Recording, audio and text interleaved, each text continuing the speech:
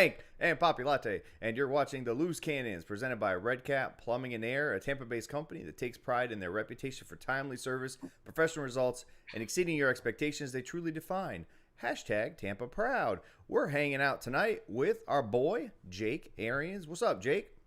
How are you, fellas? Oh, look at that. Giving deuces to the chat room. Love it. Love it. Before we dive into some of the other shit going on, man, with this, everyone wants to talk about Kyle Trask for some reason. I'm not sure why. What? Little clickbait, maybe? I don't know. Jake, you used to play in the NFL, bro. What do you think of this 17-game schedule nonsense? I don't know. It's going to be really interesting. There's going to be we talked about this a little bit on the show the other day. We were doing the tight ends for fantasy next year on our show, and I'm like, you got guys like Gronk that played 20 games for the first time in his career. But say you go through a 2 or 3 game stretch and you got a mild hamstring or you got a shoulder and you're playing a couple teams you don't think you really need. OJ is coming back. Do you sit a guy for a couple weeks knowing you have an extra week of the season, week 17, extra game, and you have plans on winning the Super Bowl? I mean, nothing but winning the Super Bowl again is acceptable at this point. Is there a time where you rest certain guys? We have some older guys on the team, like not only Friday, Wednesday practice, but does that come into your mind? I haven't talked to my dad about it. It'd be fascinating to sit around and have a crown and ask about his thoughts on that. I mean, it's all about the money. The NFL is growing like crazy. It is what it is. It was coming. It's one thing the players couldn't fight and the owners wanted, so they got what they wanted. But it will change things. I think it'll change strategy. I think when you start talking about the running back room, I don't think you can have enough. You better have a good backup quarterback, and you better have a freaking deep defense. And I don't know if anybody has the depth that we have. I mean, that's one thing about getting all these guys back. Not everybody's starters. Get guys like Nacho back. I think that stuff's vital. I mean, you're going to lose some guys for, it could be a month. But hell, 4 games in a 17-game schedule is not that much. 18's coming too, Jake. Supposedly, you get the 17, you get 18. Right I ain't happy unless we hit 21 or 20. You're going to have 2 bye weeks, right? 18 means 18 2 weeks. Yeah, 18. They say if it goes to 18, there'll be two bye weeks. Not at 17 though. What about the coaches? Do they get paid more for coaching more games? No, coaches are on a 52-week schedule. Players, actually, that's the one big thing that they changed. The players used to get paid 17 weeks. That was it. Now they're supposed to be changing that to a 36-week payment schedule. So you're actually making money. The offseason players didn't make any money other than your workout stuff and your bonus. That was it. So guys that were bad with managing their money, I've seen guys broke in March and April. They got paid a lot of money from September to December, January. So that'll be interesting. I think that's a big thing that the players can negotiate and figure out some other stuff. I mean, this collective bargaining agreement has been around for 2 years. It's been, has like 8 addendums at this point with COVID and everything else. But it will be fascinating to see who takes different approaches. I don't know that a hot start matters as much as it used to. It didn't seem to matter for us last year. We got hot at the right time, and we got hot. We tailed off. Now we are all got hot again. Mm-hmm. I mean, the Bucs had a pretty good. I think they went 3-1 in the first 2 quarters of the season, right? Yeah, 7-2. Yeah, did, I mean, that's sounds kind of hot to me, man. I mean, you only lose 2 games. I'm fine with that. I'm fine with that. You still got to get hot and healthy at the right time to win the whole thing. But it'll be interesting to see what happens with the schedule. So speaking of hot and healthy, we've debated before on this show about that pick at number 32. Is it more worth, taking a developmental quarterback, or is it a running back? Is it a depth piece? Because along the Bucs defensive line, these guys are they're pretty old. I mean, Shaq, not really that old. He doesn't have as much tread on wear on his tires. But then you've got Vita, who's the youngster, and then everyone else is basically a vet. At some point, you got to replace those guys. Is pick 32 more built for that, or is it like Latte's been saying, get a guy who's going to come in here, make impact, running back, boom, or do you go quarterback? Let's be honest. I mean, we're returning 22 starters. So whoever you pick at 32 is a backup piece. Yeah. Right? I can't see anything we pick that starts week 1, regardless. That's an unbelievable situation to be in, coming off a Super Bowl, returning all those guys in great contract shape. I told you guys we're in a great cap situation going into free agency. We're still in a good one moving forward the next couple of years. I think you take the best available player. I don't know that a quarterback's going to be there they like enough at 32. We'll see when the process is completely done. I don't think Etienne or Najee Harris will be there at 32. If they are, that's probably the best available player that you have at 32 that you could add to make your team better. There's always this fine line of building for the future and building to win now. Which piece is going to help us win another Super Bowl next year and potentially one the next year, right? You have a couple year window here. We are built to win the Super Bowl. I personally don't give a damn about 3 years from now if our defensive line is thin and we need to add to it or sign a free agent then and lose a piece somewhere else. If we add a piece at 32 that helps us win another Super Bowl, you can kiss my ass for the next 15 years. I don't really give a damn. You just won back-to-back. Life is different when you do that. The franchise is different. I don't think there's a quarterback that they would, unless Mac Jones somehow slid to 32, and I don't know that they like him high enough to take that. I can't imagine with all the talk going on now that he's going to fall that far. And I don't know that Trask, I think that's pretty high for Trask. It'll be interesting. I mean, I think the best case scenario, maybe trade it, move back 4 or 5 picks, pick up another third or fourth that you could then package to jump back up. Right? People forget, like, you end up with 2 first-round picks. That's better on your salary cap than a first, a second, and a third. So if you move some stuff later on, I mean, I go back to everybody was bitching about we give up a 5th for Gronk, and the other one was we traded for something else, right? We ended up without having a 5th-round pick, and I saw these people on Twitter, holy, they gave up a 5th-round pick. Well, no shit, the 5th rounder is not going to make the team.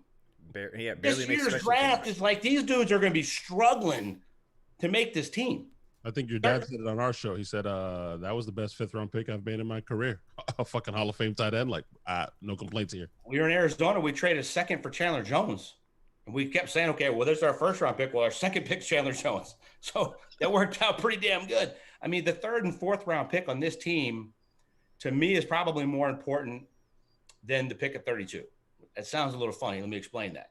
But you can get a linebacker that's going to sit behind Levante that maybe takes his place, but is a really fast, long, lengthy, great special teams player that develops into a really good linebacker, right? You could take a developmental pass rusher, and maybe we even throw the 2nd rounder in there because the 2nd round, 32 is pretty late. If you get a developmental pass rusher that sits behind JPP and Shaq's locked up, can take over in a couple years, but can learn some of the nuances, but is long, that's fast. Now you're building your special teams. Your team is getting better.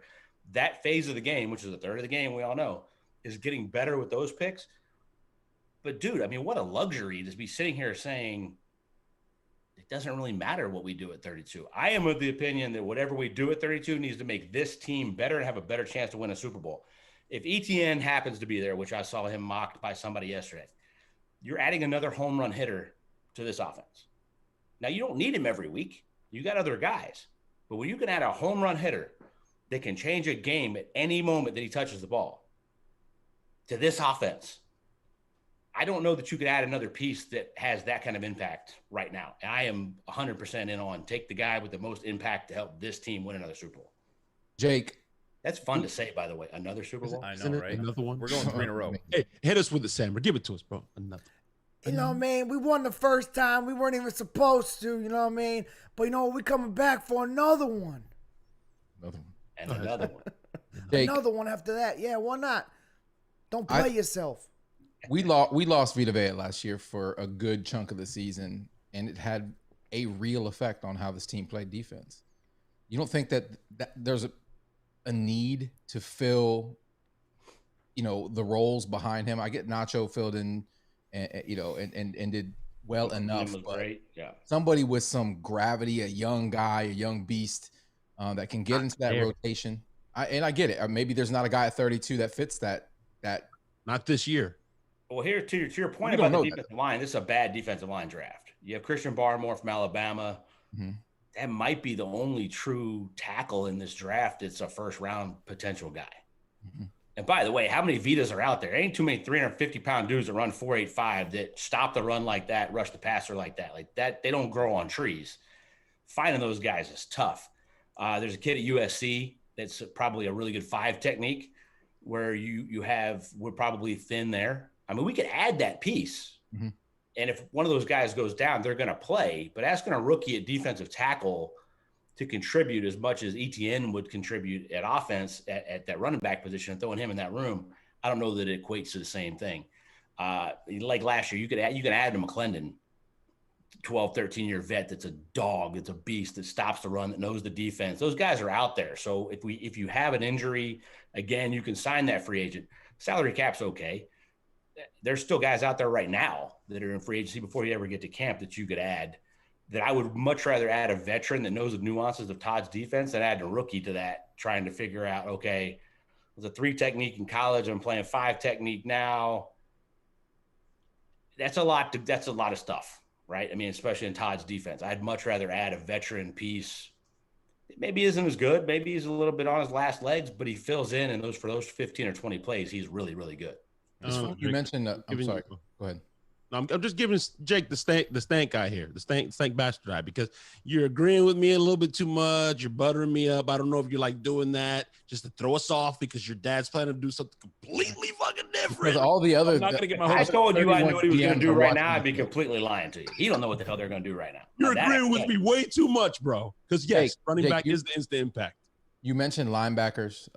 There's 2 that I guess stand above the rest: the Kentucky linebacker and the hybrid linebacker safety, whatever the hell he is from Notre Dame. How do you? Michael Parsons at Penn State's the best one, but he's going to be gone. Yeah, but he'll be gone. It's not worth putting into the discussion. Do you like either of those 2 guys? Yeah. We don't necessarily need a safety linebacker hybrid. I mean, if you can get another guy that you think is that size and speed of Levante that could help out on special teams, I don't think you do it at 32. I don't think. Maybe the kid from Tulsa. I really like him. He's big. He looks like an outside guy. He kind of plays both. I don't know. I'm just not big on it. 32. Taking a backup piece that may work out for you a few years from now. That's fine. And like I said, rounds 2, 3, and 4, that's where your developmental stuff comes from. If you don't have that at 32, trade the pick, move back, pick up, and then move back up again and get something else later. You know, it all depends on who. We're still a long way. Like, you know, NFL Network, ESPN, we're all looking for stuff to talk about right now. We're still a long way from the draft, even though we're within a month, right? It's just, there's still a lot that's going to happen between now and then. It's like 23 days. The only number that I know is 12 days. We're 12 days away. That's the only number. Jake, you mentioned Trask. I call him Kyle Trash. I'm not a fan of his. And not just because I'm an FSU guy. I'm just not a fan of his. Stank loves him. Stank loves him because he's a Gator fan. A lot of Bucs fans are clamoring for him to be the pick. And you mentioned that 32 pick is too high for him. You want to elaborate, like explain as to why you think it's too high? I mean, you got a kid that in high school didn't play that much because De'Aaron King was the starter. Got to Florida, didn't play that much, finally took over for Felipe Franks, took advantage of his opportunity. I thought he played really, really well. Threw a lot of touch passes. I loved his pro day showing me a little bit more arm, but I'm not a big pro day guy. I don't give a damn what your quarterback runs a 40, and I could give 2 shits about how fast your quarterback is. The 8 greatest of all time couldn't run a 5 flat. Yes, I know Peyton Manning ran a 4.88, but the internet lies all the time. His pro day was solid. He showed me a little bit more arm strength. I like the way it comes out of his hand. Smart kid. I trust Dan Mullins, who I know really well. If I was one of these coaches, I'd be talking to Dan. What was it really like? You know, you were in the national championship and the semifinals or the SEC championship, and you start going to the backup kid that runs it a little bit better. Then Trask comes in and he's running the short yardage stuff. Why did you do that? Was it Alabama? Was it Trask can't do some things? I had really dived in. I think we talked about this year being an NFL coach and having super really tight relationships with college coaches you trust and scouts, and getting that feedback is more vital than ever with this COVID year and guys not being able to be out on the road, watch as many college games. College season was cut down, all that kind of stuff. When you're talking about a quarterback, you got to be eye to eye. You know, BA, Dan, talk to me about this. What did you see coaching him? And do they see eye to eye on what they want out of a quarterback? Dan's guys aren't really BA type guys. But I like Trask's workout. I think he'd be fine. I mean, you can make a case at 32 if you like him that much. Well, first of all, what coaching staff are you ever going to have better to pick your future quarterback than the guys that are the BA, Clyde Christensen, Byron Leftwich, Tom Moore? If you get that stamp of approval, right. And I go back to last year asking, what do you think of Brady? He ain't lost nothing. Consensus from the 4 of them. He looks phenomenal. We saw what that looked like. If they put their stamp on it and you're a Bucs fan, you got to sit back and be pretty damn happy, regardless if it's at 32 and we needed a defensive lineman or whatever the hell else it is. I can make the argument that there's no better situation ever than to sit behind Tom Brady for a couple years. The only problem with that is Tom looks 30, not 43 going on 44. Who the hell knows when Tom's going to be done? I don't want to take a guy at 32 that's not going to play for 3 years. Mm-hmm. That doesn't help me win the Super Bowl now. That's the whole damn point. That's where I go back to take the best available player that's going to help you win now. Yeah, I mean, I've come out publicly and said, fuck drafting a quarterback, period. Why? I mean, just look at what's going on with all these, look at Sam Darnold. He was the answer, right? And then 3 years later, he's getting, shipped off, and Rosen, like, fuck that. Let somebody else figure that out, and then just keep on bringing Hall of Famers, right? Aaron Rodgers next, whatever. Because it's that easy.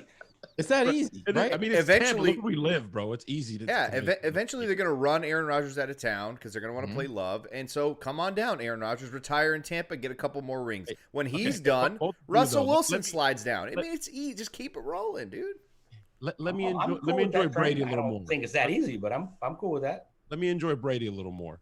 Jake, people keep with the infatuation of drafting a quarterback, and a name keeps coming up every time we do this show.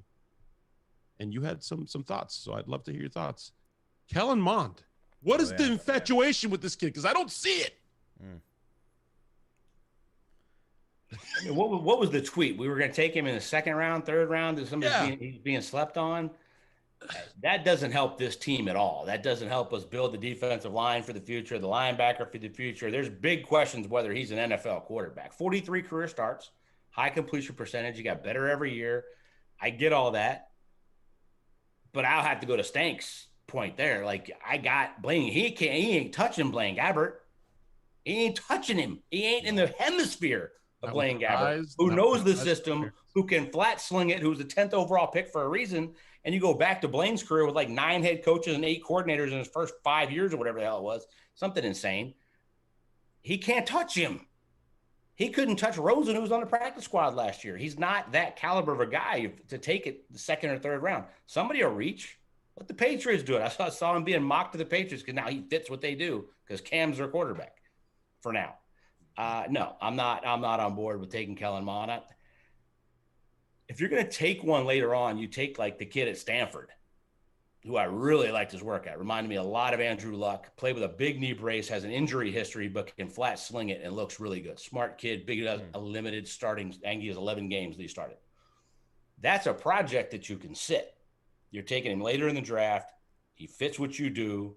Again, if you take those 4 guys that are making this decision, along with Jason and the personnel department, but those 4 guys that know quarterbacks better than anybody, and they like that makes a lot more sense than reaching for a Kellen Mond in 2 or 3 for a guy that's athletic.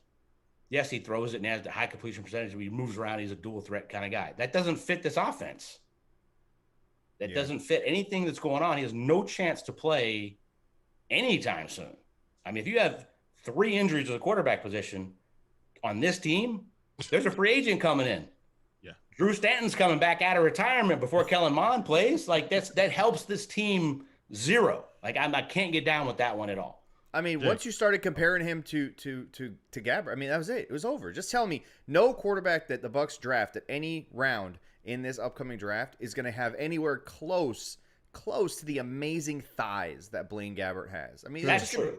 They're like, I was talking more skill set, but his thighs. I mean, that alone, the mustache is on point too. But that alone is enough. That's it. That's all I'm going to say to anyone who fucking tweets at me from here on out about a fucking quarterback at 32. Fuck you guys. Gardner Minshew is available. No. Listen. Gardner Minshew. You think Gardner Minshew can touch Blaine Gabbert? No, I'm just saying. We're talking about thighs, and I instantly my brain went to Gardner Minshew because he wears Daisy Dukes. So mustache, yes. This show is taking a turn for the worse. We're talking about dudes' thighs. Listen, what makes Blaine's thighs special isn't so much just the size.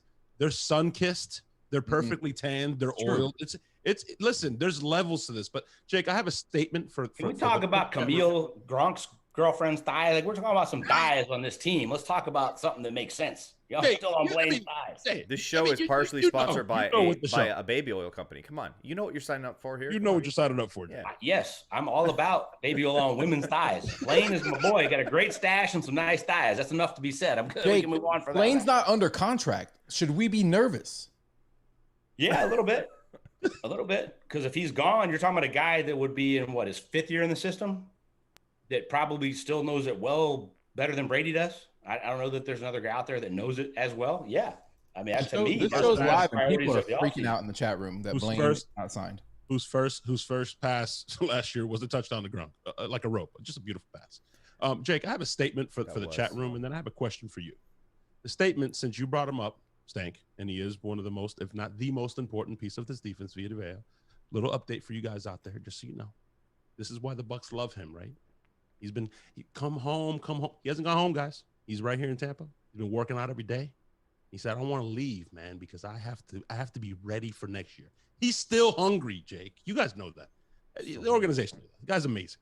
Lovely. Are we talking about Jameis? What? I'm talking about Vita.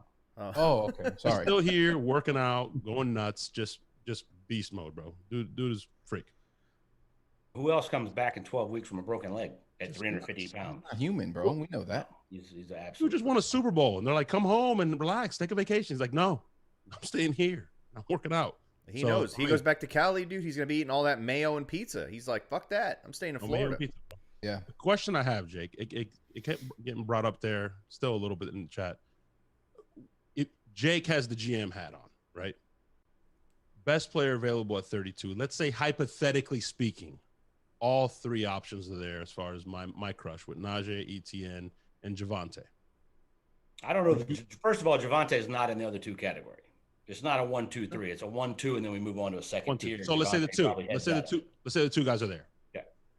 Would you rather trade down and acquire picks, or stick and pick one of those 2 guys? I'm sticking and picking one of those 2 guys at that point. I mean, if it's fallen to the point where you're at 32 and those 2 guys are there, I'm taking one of them. They're gonna be. You don't necessarily take them this way, but when you do your big board, both of those guys are gonna be in your top 20. And you're getting him at 32. Now it's a first-round running back, and I get all that when we talk about value, but you're talking about the best available player on the board that you've got rated 12 picks higher than that. You take one of those guys. They make your team better right now. I understand the first-round running back stuff. I get Rojo going to be a free agent. Leonard's going to be a free agent. Now you got a rookie on a rookie contract, and I'm not big on signing running backs to second contracts. Mm-hmm. Unless they're really young. Like Rojo doesn't have a lot of tread on the tires. He's young. Like that makes a lot of sense. But you're talking about 3-down, elite 3-down guy in both guys, whether it's Najee or Etienne. I am completely 100% fine with taking either one at 32. I don't know that you're going to get a player that you have ranked on your board higher than that at 32. I don't think any of these pass rushers are falling to you, and I don't know that any of them are really worth it at 32. It seems by what you've been saying, you prefer Etienne over Najee. No, I probably would go Najee a little bit higher. I just think Etienne's a little bit more of just straight home run hitter. So if you're going to add somebody to this team, but Najee does everything. When you're talking about a couple years from now, you're talking about an elite 3-down guy with size. Najee's a lot bigger than he runs the route like a damn receiver. If you bring in any one of those guys, Jake, do you think eventually they become the starter based on who we have now? Potentially, but you're talking about Leonard Fournette's injury history is not great. Rojo struggled with some injuries last year. Keyshawn Vaughn really came on. He's there. He's solid. Now you're adding another piece to the puzzle, probably at some point, just because we're talking about that 17-game schedule and it's long. But when it comes to your best team you're putting on in week 2 of the playoffs after your bye week, I doubt they're starting in that situation unless they just went bananas. But, I mean, what a freaking – you got playoff Lombardi Lenny. Rojo, if he's healthy, is a freak. Beast. And one of those guys is your 3 options with this, where you return the same offensive line with all the same weapons on the outside. Yeah, how you stop good that? Luck. Good how luck. You stop it? Like, that makes us better now with a chance to win the Super Bowl, which I don't care about. Like I talked about years down the road. I get it. You build for all that. But when you have a chance to win, a legit chance to win the Super Bowl, you take every damn chance that makes you better and don't worry about anything down the road. It kind of reminds me of when your pops was in Arizona and he took what's his name? Your boy. Oh my God, he's in Houston now. Yeah, that running David back. Johnson? Yeah, David Johnson. David Yeah. Johnson, yeah. And he didn't even necessarily start at the beginning of that season, right? And so the No, reason I'm didn't. questioning is does it take a little bit of time for Coach BA to trust a rookie running back in terms of blitz pickup and things like that, or is it simply the playbook and how it gets taught and how rookie running Well, backs? that's the thing. learn? Like Is it Najee, some of Najee that? does everything, including the blitz pickup. He plays on third down. David Johnson he had a tiny package. They just happened to call a wheel route in week 1 to beat the Saints. Coming around, he scores a touchdown his first game. Yeah. Well, then we go to Chicago and he returns opening kick for a touchdown. He hit a kickoff He for a ends up with his touchdown, cleats in the freaking Hall of Fame. He went kind of crazy early on. He still wasn't really like the starter later in the year. I mean, he was, but they were still. Andre Ellington was still there. They still had some pieces in that backfield. I think Chris Johnson was still on that team. So, you still had some pieces, but it makes sense. Yeah, it took him a little bit. They ended up having some injuries, I think, and that kind of paved the way a little bit as well that year. But yeah, he had the kickoff return. He went nuts. I think that was chronicled in the Amazon show when he got drafted and the process how he became the starter and all that stuff. Yeah. That's kind of how I remember it. Just Jake, you brought up kick returner. I mean, would you put it past this staff to draft a guy like Tony or Rondale Moore, somebody who can take the top off the defense and also have that return ability?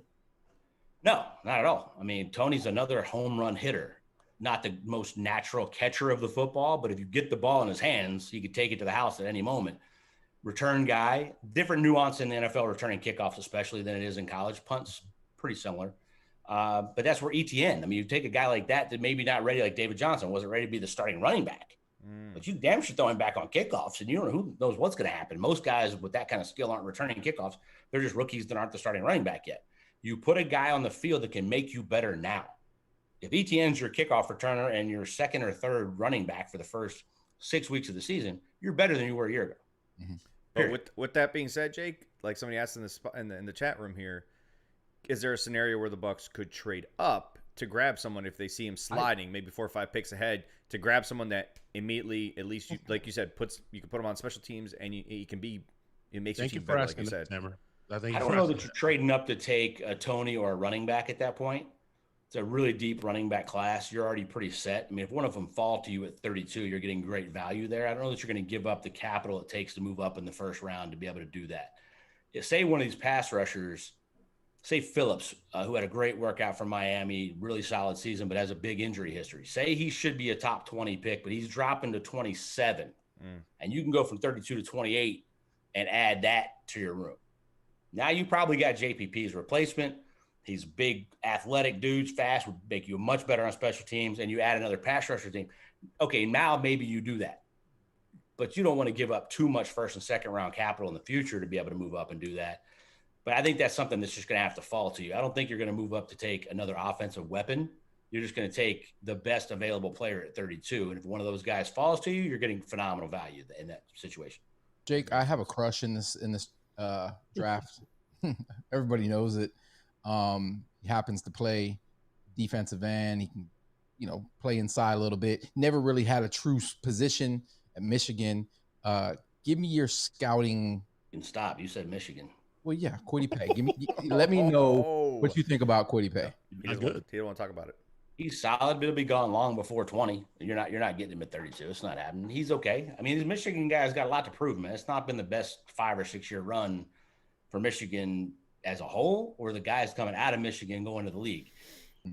It's not really been lighting the world on fire. I mean, he's solid. He's a good player. Doesn't have a ton of production for the freakish athleticism and size and stuff that he possesses. There's not a lot of sack numbers. That stuff should be a lot bigger playing against some of the competition he's playing against. But he's solid. He'll be long gone before you get to 20, I would think. We asked our last guest this question. I'd love to hear what you have to say. Dream scenario, like completely Madden football. Who would you love to add to this team if position as far as 32 wasn't an issue? We can take best player. Probably ATN or Najee Harris, to be honest with you. I mean, I think that gives us the most impact immediately on this team that can score points to win games.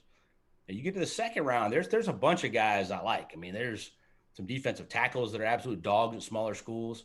There's a pass rusher at UAB that's raw, but he's a physical freak. There's guys you can get later that are going to be phenomenal special teams players. I mean, we're going to add depth to the team with the potential to take over for some really good guys. JPP's not done. Levante's not done. So you take a guy in the second or third round, hoping they eventually supplant them. That might not happen. They might not. They can develop, but they might not ever beat those guys out that you're paying more money that are already in that place. I still am of the mindset that if the best available player helps you win now, that's what you do, regardless of position. Guys, we didn't get to talk about this, the three of us. We have Jake here. We're going to talk about it now. Did you see the post from the Bucs yesterday when they announced the official re-signing of Sue, big girl, and what AB commented on that post with, sign AB, and then Devin comes back with, we waiting on you, bro. Oh, Devin White did that? Yes. Yeah. So, I didn't know that. Shit, Devin's a dog. I didn't talk to you. I didn't talk to you guys about it just for this reason. I wanted this actual reaction, hoping you didn't see it. I didn't see that. I saw the AB thing, but I didn't see Devin's tweet. I fucking love Devin. Hell yeah. No, I mean, more important than Devin, what's up with AB like publicly imploring the Bucs to sign him? Well, He has an offer. He needs to sign it. That's what I'm saying. Like, what is he doing? Break the bank to sign you back. You're a great insurance policy, just like last year when we signed him. I'm gonna have the same exact take I had then.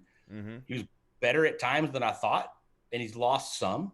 But he's ultimate insurance policy. You play all three receiver positions, can return punts if you have to. He's not the same guy, so everybody's asking for that. He don't run 4.3 anymore. That's not the same AB we're putting back there. But he's the ultimate insurance policy when it comes to that. He was getting better when he got his legs under him, but you're not going to overpay for that. Tyler Johnson's a stud. Scotty's a stud. Like, your room is solid. Now, the problem is Tyler's learning to play Mike and Chris's position if one of them go down again with that injury history there. Scotty's a little bit more limited on what he can do and how much you can move him around. So AB's kind of that piece, but only for the right price. Like, the salary cap is what it is. You want to play with Brady. You want to have a chance to win another ring. You have an offer on the table. You can sign it. You don't have to go trolling the Bucs media account because they re-signed Sue, who's a starter and a vital piece of that defensive line, which we just talked about. It's kind of thin. Will Golston's back. That was a gigantic signing. Nacho, and now you got Vitas. I mean, you have the pieces there. You need to add some depth, like we talked about, but at the right time and the right place in the draft or the price. AB at the right price is a hell of an addition to put on this team. But that's the I love that Devin was like waiting on you. That's where we're waiting. When Bucs first signed him, Devin's a leader on the team now, isn't he? Sam, we're losing the Wi-Fi connection. He froze.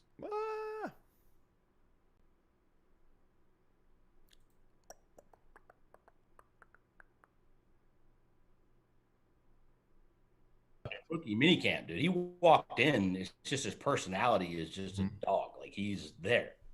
Now, he also knows his role, that if Sue or JPP or Levante speaking, he's going to take a little bit of a back seat to that. But his natural personality hold is it, Jake. Out there in your face, flying around 100 miles an hour. Hold it, Jake. I didn't mean to cut you off. Oh, there we go. Okay. It had frozen on YouTube as well.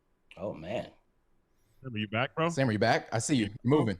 You froze for a solid 45. You all right, bro? It's like you had a stroke or something. You forgot to pay the bill? No, I would have turned off if that was the case, right? One of the interns is getting fired for sure. Yeah, for sure. No. I was just going to ask because last time when we talked about AB signing initially, we had Jake on, and Jake talked me off the ledge because I fucking was all about, no, we don't want him, all this and that. So now I'm curious if now, looking back at it and the scenario that we're in with him now, do you think he's a priority to be signed, or are you cool moving on without him with the guys that we have now? I'd rather have him than not have him, but for the right price. Okay. Right. I'm a big Tyler Johnson fan. I think he's going to be a freaking star. I think he's Chris Godwin-esque. I'm not going to say he's there yet, but he's built the same way. Phenomenal hands. Needs to make some more routine catches, but he made some phenomenal catches in the playoffs as a rookie. I think he gets better. We all love Scotty. Scotty's what Scotty is. You're solid. If Chris and Mike are healthy, you're really solid. But I love him on the ability to be that insurance policy to play all those different positions, knowing the offense. I'm not worried about his locker room stuff. That's like not an issue at this point. You won the Super Bowl with him last year. Get him back at the right price. I'd rather have him than not have him. Everybody talks about the big catches that Tyler Johnson had in the playoffs, and he did phenomenal catches. Huge catches. The one that sticks out to me when you said he's built like Godwin, everybody makes that comparison. I know it's a bad memory game for all of us, but the Chicago game, man. When Yeah. he caught that ball, hit that tackle, broke it, ran for. I was like, God, is that Godwin? Looked exactly like freaking Godwin. Just a little ping pong ball bouncing off of people and running after the catch. I was like, wow. Yeah, it's gonna be good. if there Dick, was a nobody's positive, more qualified to answer a question about, let's say AB doesn't come back and we're looking to bring in a veteran guy. People have been talking about it. Rumors have been floated out that Larry Fitzgerald may want to come here. Larry can't get on the field. I love Larry. Larry's a first ballot Hall of Fame player. And if there was you skip the line and go straight to the Hall of Fame as a person, he's already there. Larry Legend is the dude. He's the second greatest receiver in the history of the game. But I don't know that Larry can get on the field. Larry can't outplay Tyler Johnson. Larry ain't coming for free. Yeah, no. I mean, yes, he knows the offense. He could play that slot role if he had to. But I don't know what Larry's got left, to be honest with you. To watch him in Cliff Kingsbury's offense is very different than to watch him in his role in BA's offense when he was there. He played that Chris Godwin, Reggie Wayne, Hines Ward. You got the guy in motion. You're basically a blocking receiver. The nuance, if you play zone against him, Larry probably still kill you. If you play man against him, I don't know that Larry can get open. But it doesn't make a lot of sense. I can't imagine Larry's coming for less than $5 million. We don't have $5 million. So, yeah. I got a fun one for you, Jake, being a former kicker. I don't know if it's true or not. I saw Pat McAfee talking about it, but there's been rumors floated out about the kickoff. If you make it through the uprights, making it a point. How cool would that be? What are your thoughts on that? I'd have had a ton of points in high school and college. It would have been freaking awesome. I'd love it, but it would completely change the game. Yeah, it wouldn't be the same. I mean, if you go, you got a 45-yard field goal and there's 16 seconds left, you kick it, you tie it.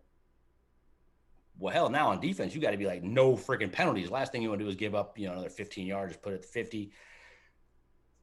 Certain stadiums, here's the other thing. You're going to see if it happened, you would see a lot of them in September, October. It would start tapering off in November. I don't think anybody would be able to do it in December or January, even in the domes. It just gets colder outside. The season gets longer. It would be harder and harder to do it.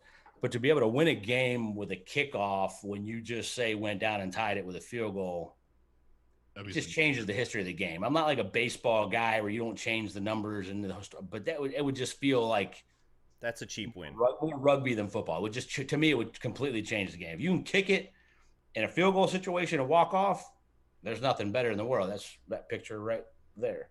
There's nothing better in the world than that. But to do it as a kickoff, and you could take 15-yard run up and you're just letting it fly. I mean, it's still not easy to do. Bradley Pinion would get us a bunch of damn points downwind in Tampa. You could add 4 points a game. That changes the game. It changes it too much for me to be on board with it, even as a kicker. Fun as it would be. High school, dude, I'd been already led the team in scoring. That'd have been ridiculous. Speaking of changing the game, Jake, you're obviously a big part of the Arians Family Foundation and the work that you guys do there. It's game-changing stuff, man, what you guys do with the kids and what your whole family does. And you guys have an event coming up, a special event. So I'm going to make sure that you have time to at least talk about that and let people know what's happening, when it's happening, and how they can be a part of it, either as going out there and playing the course or just donating time, money, whatever it is. Look at the Hall of Fame segue there. Speaking of changing the game. Thank you. Yes, you. That was really good. Yeah, so you can go to AriansFamilyFoundation.com, has all the information. So you can get more than I'm going to throw out here now. But April 18th, 19th at Innisbrook Resort in Tampa, just north of Tampa, Palm Harbor. So we have the concert gala on Sunday night with Chase Rice and a special guest. So, dress up, rub shoulders, red carpet with, team members, celebrities, former players, coaches, players on the team now. Big concert gala party, a ton of fun. The next day is the golf tournament at Innisbrook as well on Monday. You buy a foursome single spot. You can buy, a date pack, bring your wife on Sunday night to just the gala and not participate in the golf tournament. But everything's on AriansFamilyFoundation.com, and it is an absolute party. It's a blast. I mean, this will be the biggest one we've ever had. We're expecting the most foursomes, fivesomes you've ever had. So if you play in the golf tournament, you got your foursome and you have a celebrity, whether that be a player, coach, retired player, you're having fun. You got that dude for 5 hours. There's swag all over the place. There's adult beverages all over the place. There's food all over the place. It is an absolute party. The post reception for golf is usually 2 hours. That tends to be 4 or 5 because nobody leaves, and we're just all kind of chilling. There's a reason we tee off late on Monday morning because Sunday night usually goes a lot later than we end at 10. That usually doesn't happen either. There's usually an after party there. A lot of fun. The biggest thing is raising money because you're talking about changing lives. You're talking about helping kids change their life. I mean, that's the biggest thing in the world you can do. In my opinion, it's bigger than winning Super Bowls. It's bigger than winning games. It trumps all the shit we've been talking about for the last hour. When we're talking about football. You're changing a kid's life. The situation that they're in is not their fault. And that's the biggest thing I can get across when we're talking about these kids that are in the foster care system that have been abused, neglected, whatever it is. None of them did anything wrong. It's not their fault. It's a situation that they're in. We want to help as many of them as possible. So every dollar that we raise goes to helping them. A ton of them will be in that Hillsborough and Tampa area and those counties that are down there with the Guardian Ad Litem program and the Voices for CASA down there. And it's just, as you can tell, passionate for us. My mom is, you think my dad's passionate yelling at officials. I say this all the time. You get my mom talking about saving kids. That's the rock star of the family. The passion comes out big time, but it'll be a ton of fun. And you can donate online if you can't make it. If it's expensive. So if it's pricey for you there, but you get moved by hearing something talk about, having saving kids, or you want to get on there, AriansFamilyFoundation.com. You can make a donation. You can help. Every dollar matters. And listen, guys, Sammer has agreed for anyone that goes to the gala, he will be allowing you to take photos with him. He will be signing them as well. Oh, yeah. It's very special. I figured I would get you guys your own red carpet, your own like step and repeat loose cannons, maybe like a little booth over there so Sammer can tell all the ladies how he gets all this so damn smooth. Yeah, look how smooth it is, bro. On camera. Bro, I can't wait to see the airbrush job for the event, bro. I'm going to see Poppy a couple days before. I'm gonna get it all trimmed up, faded up. I mean, a little bit of that paint on there, looking all sharp. Should I come see you to get this faded? I listen. I've given up on you, bro. You're a lost cause. More of a line than a fade, bro. He just doesn't fade it, bro. He just goes. Yeah, it's the classic. He has no eyebrows and he goes with the reverse mutton chop. That's what I call it. We literally have the best beards in the game when it comes to the podcast game. Look at me and Sammer here, and then you have that. Just. I mean, you'll see in person scruffy. how beautiful my eyebrows. Look at Jake, bro. Jake got the beard too. Jake's always clean too. He's always clean. Strong. Not as clean as I'm going to be after I see my boy Poppy. Damn right, Jake. I gotta ask you. And he's calling you Poppy. I love it.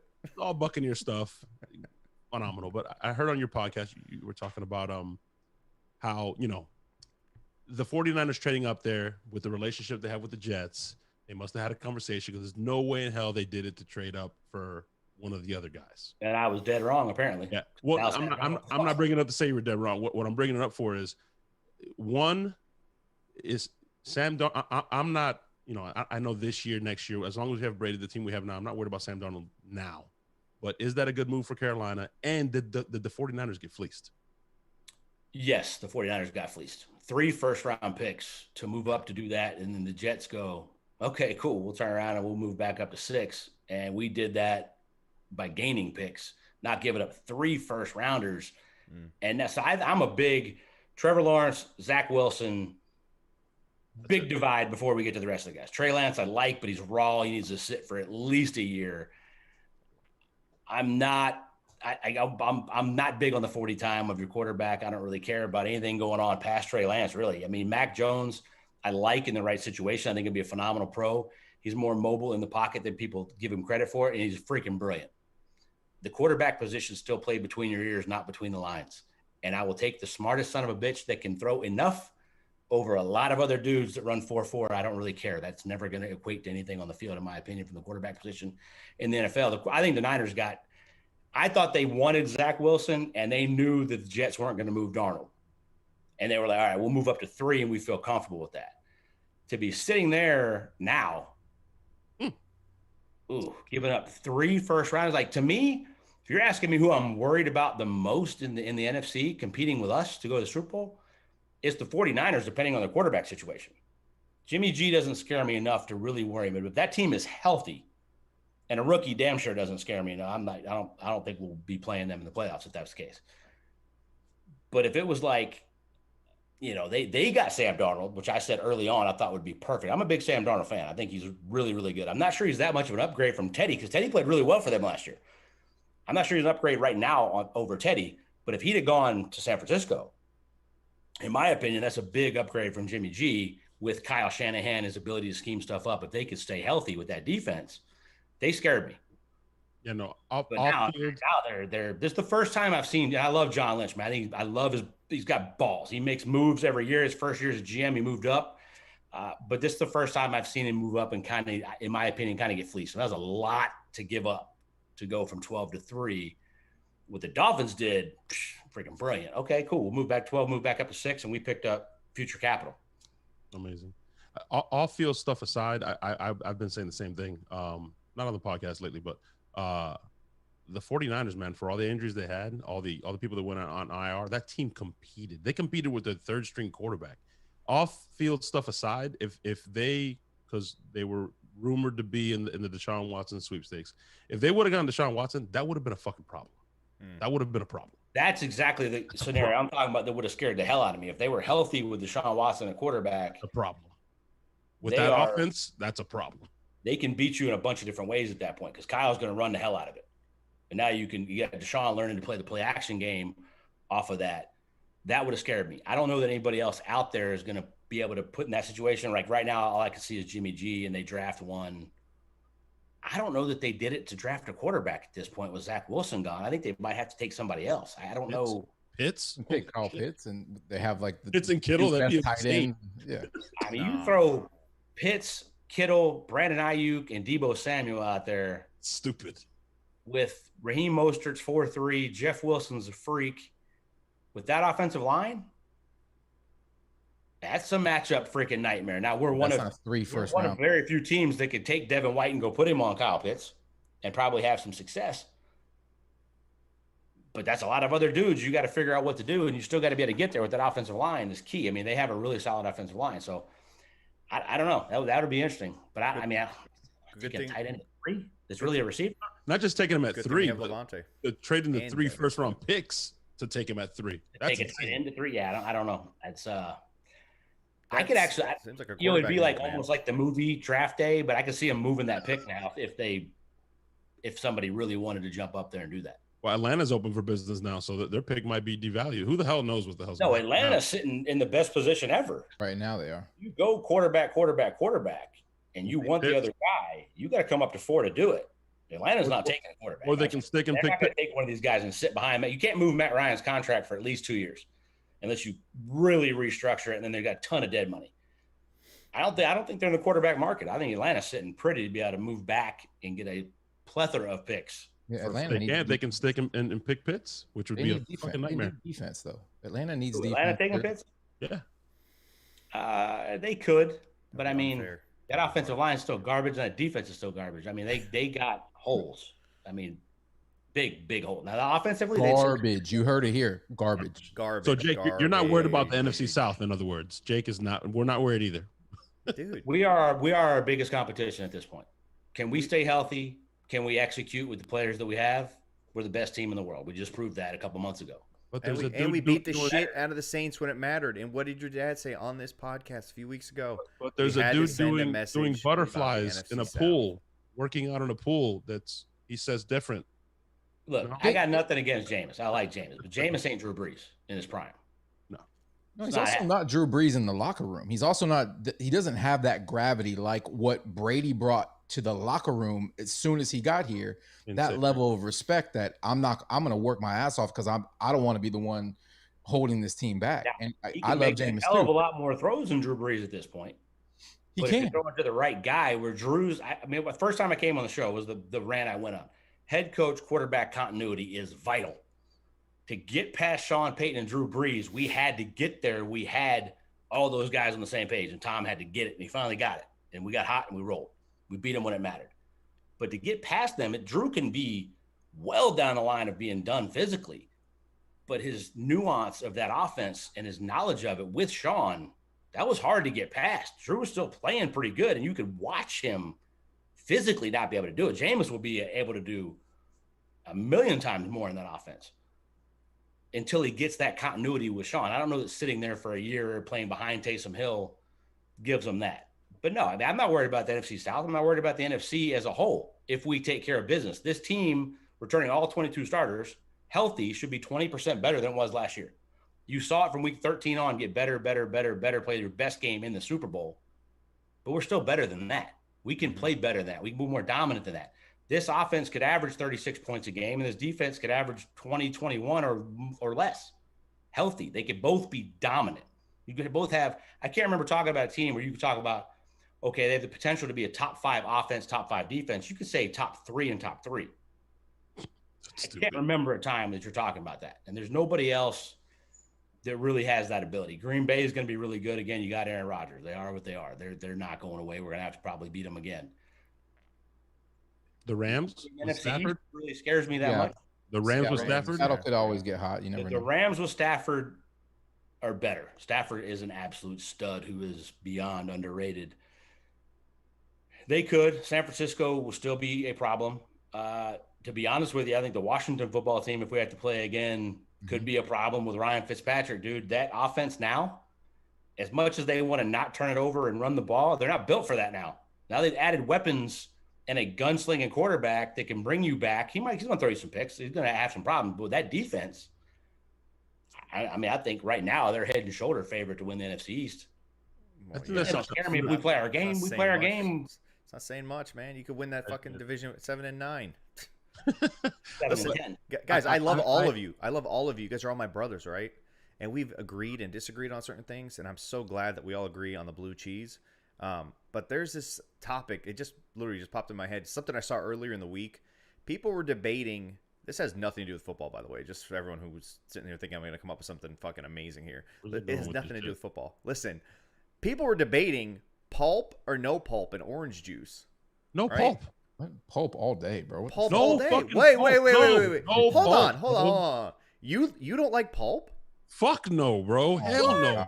I don't want any texture in my fucking orange juice. I just want juice, bro. Let me guess. You cut the fucking edges off of your bread too when you eat. No, I don't mind that. I just don't like fucking pulp, bro. Like it's like a barrier, bro. I just want to drink juice. It's like Jake, you're no pulp too?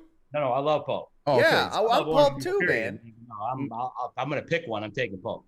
I'm a no pulp guy. I got another one for you, Sammer. I saw another crazy ass poll on Twitter. Oh boy. You're brushing your teeth. You put the water on first and then the toothpaste and then water, or just water and then the toothpaste? No water at all. What? Just go straight toothpaste and then a crusty toothbrush? Hold on. My toothbrush is self-cleaning, dog. It ain't crusty, all right? Who knows if one of my 13 if one of my 13 housemates are cleaning my toothbrush in the off time. I don't know. The real answer, Jake, is Sammer, the great Sammer Ali, doesn't put his toothpaste on his fucking toothbrush. Are you kidding me? He might not even brush his own teeth, bro. I don't even. Is it like this? How does it work? I don't think I've ever really done it. That's coming to America. You got people for that shit. I just stand there like this every morning, and it just the robe. He doesn't clean, Your Highness. Man, you gotta love Twitter. I'm sitting there going, "This is really people are spending time actually like." There's no football. I want to hear. All right, Latte. What do you do? What's your routine? So I go. So I usually rinse my really good, so it's not crusty. But I rinse toothpaste and then splash of water and then go, and then midway through I might splash just to get the texture just right. You know, I want it to really brushing dinosaur teeth. Water once the toothpaste is on there. What happened? You throw more water on there once the toothpaste is on there? But it's not like I throw it like I just a quick, you know. I bet you're fucking messy when you brush your teeth. Then it's probably getting everywhere, dude. When you're brushing your teeth. No, I'm dry as a motherfucker when I'm. Bro, doing do that you shit. see these fucking lips? This big ass mouth. I need it to lather up, bro. Like I don't have the little fucking teeth like you do. Fuck. Whoa. Little teeth, bro. You know what they say about guys with little teeth, bro? Oh boy, What Jake. do they say, bro? By the way, you talked about it. it. You talked about it, Jake. And I think you're right. I think that's such an underrated thing, man. Because as fans, they just look at football now, and a lot of it has to do with fantasy football. They just look at football like fantasy football, and it's not. That's such an underrated thing, man. The chemistry that Drew Brees and Sean Payton had, the chemistry that our coaching staff and Brady has had. I'm rewinding, yeah, because he touched on it, and it's just, you know, it's when you get to that certain point when you're you know, he knows what Brady's thinking, and yeah, let's take the shot or let's do this. That's such an underrated thing. It's not just plug and play like you do on your fucking Yahoo Fantasy app. It makes a big deal. So, and don't be surprised if there's a learning curve with Stafford and McVay. Like they're going to take a while before Stafford gets that and that cohesiveness is there.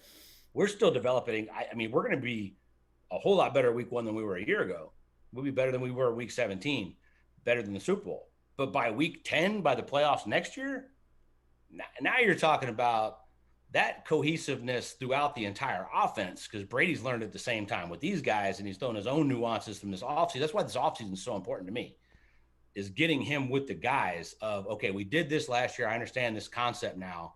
What if we tweak it like this? And when you rebuild it and you have your install period in OTAs, now you're installing it with his input, not last year where he's just trying to learn it at a school where you have no coaching staff. You're not watching all the film. Like that's why like this offense is just on a trajectory that's just straight up. But all those teams, Aaron Rodgers now in his 3rd year, you saw how much better he was last year with LaFleur. How much better they'll be next year if they're smart enough to actually give him another piece. It's never not been the case. I mean, head coach, quarterback cohesiveness is vital. Jake, do you think the passing game to the backs this year, the backs obviously didn't catch the ball well. I didn't think Brady threw the ball to the backs well at times either. You think that that's some of it, like just the timing was off, they just haven't had the repetition?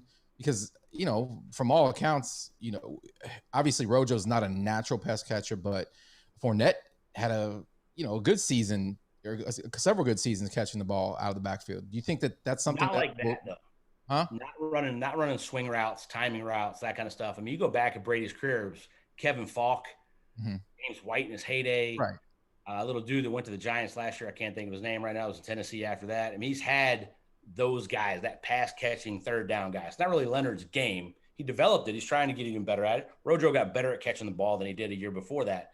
That's why I'm like, okay, going back to the original question of 32, and you add a true pass catching guy that's a 3-down guy that can do everything, that he has a little bit more chemistry with, that runs crisper routes because they've done it before, you're making your team better. If say that running back, and that question was, what does he start?